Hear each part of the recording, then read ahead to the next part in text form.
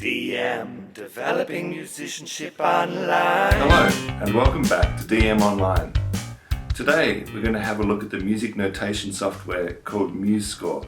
It's available free from musescore.org. I'm going to walk through the basic use of it and how to get around the program. So let's get into it. When you first open Musescore, you're presented by a blank template with a treble clef and the opportunity to create new scores. I'm just going to use the basic template for the moment so we can close the prompt for creating a new score. The first and most important aspect of any notator is how to get the notes on the screen. Now, there is a couple of ways to do that in Musescore. The first way is by turning the mouse into a point and click device.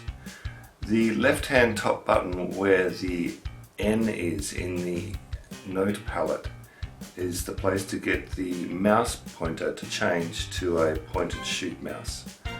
Once you have that mouse, you can literally see where the note is going to go and you can place it. And if you want to change the value of the note, then you simply click on the palette and you get the different denominations of the note.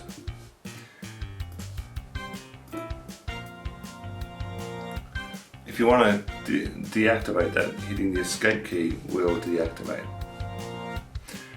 Another way is to go onto the rest itself, decide on your note value, and then click the name of the note.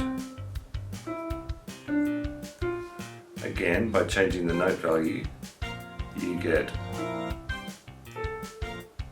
shorter notes or longer notes. If you want to put it in an accidental, there are again two ways to do that.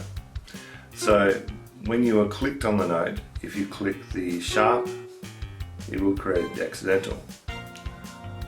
Alternatively, by using the up and down arrows, you will actually generate those notes. If you're going downwards, it will create the flat. If you're moving upwards, it will create the sharp. If you want the octave version of the note, then hitting Command and up arrow will turn it into an octave. If you decide to need a rest, then clicking the rest on the palette will change that note to a rest.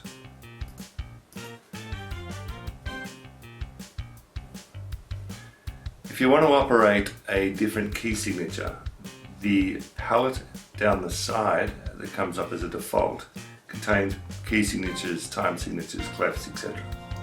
So to change the time signature, you just take the time signature and drag it over and it will change the time signature plus the music throughout.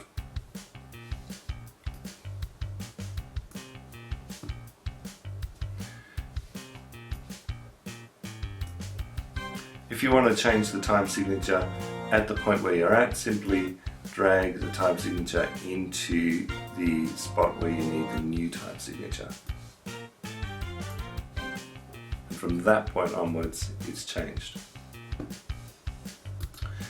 If you want to operate in bass clef instead of treble clef, by dragging the bass clef across, we'll change it to bass clef. And if it's too high, select it all by clicking in a blank spot on the bar where you're not on a note or a rest, holding shift and clicking a blank spot in the end part, and then Command down arrow will change the octave. If you want to change the key, again there is multiple ways to do this. The simplest form is up here in the tools where you will find the transpose option, and you can simply ask it to shift from there to the closest position in the new key. For example, if I want to go upper tone to D major, then I do transpose upper tone and it gives me the D major version. Alternatively, I could have gone and moved the whole thing up with the arrow, and it will also wind up in the new key. However, it doesn't have a key signature. But if I'm in the key signature palette and I drag the correct key signature across, then you'll find that it will change and fix itself. So it's more of a manual way of transposing rather than the automatic way of transposing any other key. If you would like another instrument, the letter I for instruments will bring up the instrument option. And at this point, you can bring up any instrument you like by double clicking on the instrument, and you can remove an instrument doing the same thing, clicking it over here and then removing with the Remove from Score button. You will notice that it is in transposition mode when you actually place the transposing instruments in, not in the key of C.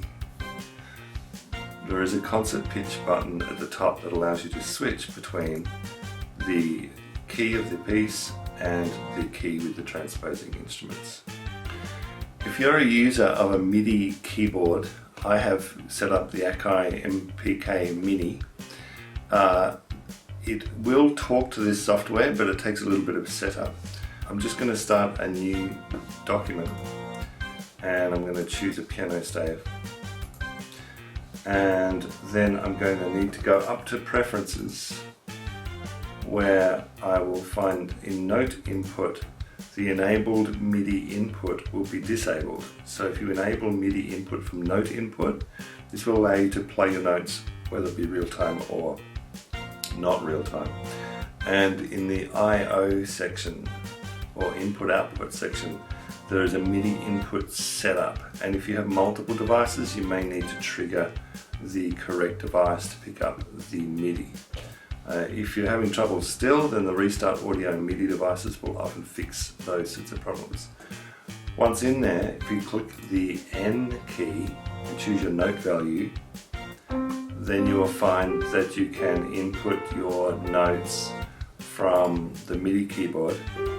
But if you're not using live record, you do need to change the value of those notes using the palette. So I'm going to finish this off with a little comparison here. I'm going to use the app in 3 different ways and put them side by side, and we'll see which is the most efficient. So I'm going to use the N key and the point and shoot. I'm going to use the MIDI device, and I'm going to use the keying it in using letter names. So let's see what works best. Here we go.